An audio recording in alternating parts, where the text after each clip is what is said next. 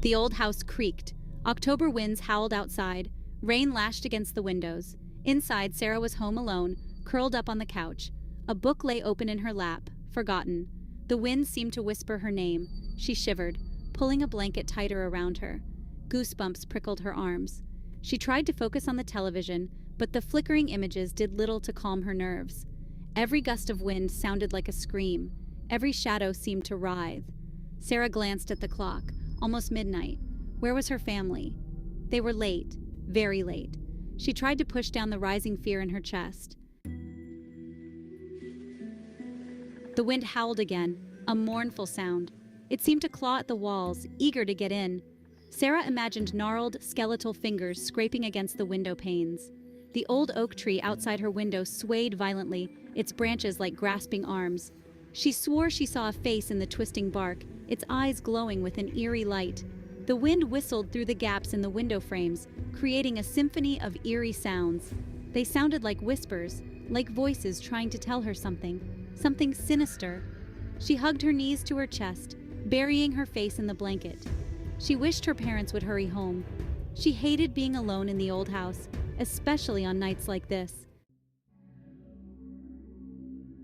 A sudden knock echoed through the house. Sarah jumped, her heart pounding in her chest. She froze, listening intently.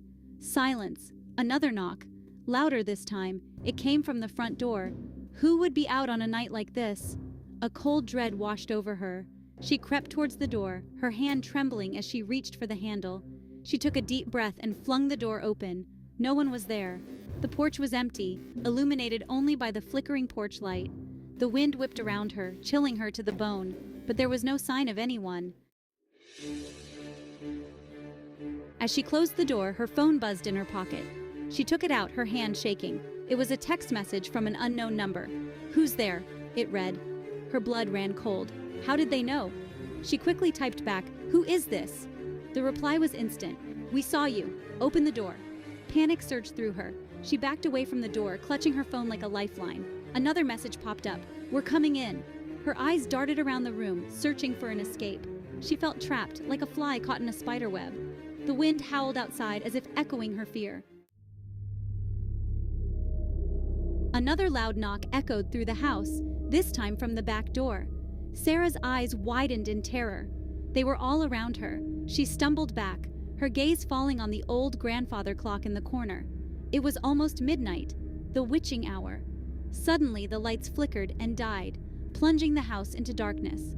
She screamed, a primal sound of pure fear. The only light came from her phone, casting eerie shadows on the walls. Another text message. "We're here." Then silence. She was alone in the darkness with whatever was hunting her. She ran. She didn't know where she was going, just away from the doors, away from the windows, away from the unseen menace. Her only thought was to hide. She stumbled into her bedroom, slamming the door shut and fumbling for the lock. The doorknob rattled violently, as if someone was trying to force their way in. Her eyes darted around the room, searching for a hiding place. The closet. It was the only option. She threw open the door and scrambled inside, pulling the door shut behind her. Silence. She held her breath, listening for any sound. Then a soft whisper close to her ear. "Found you." The closet door creaked open. Empty. Sarah was gone.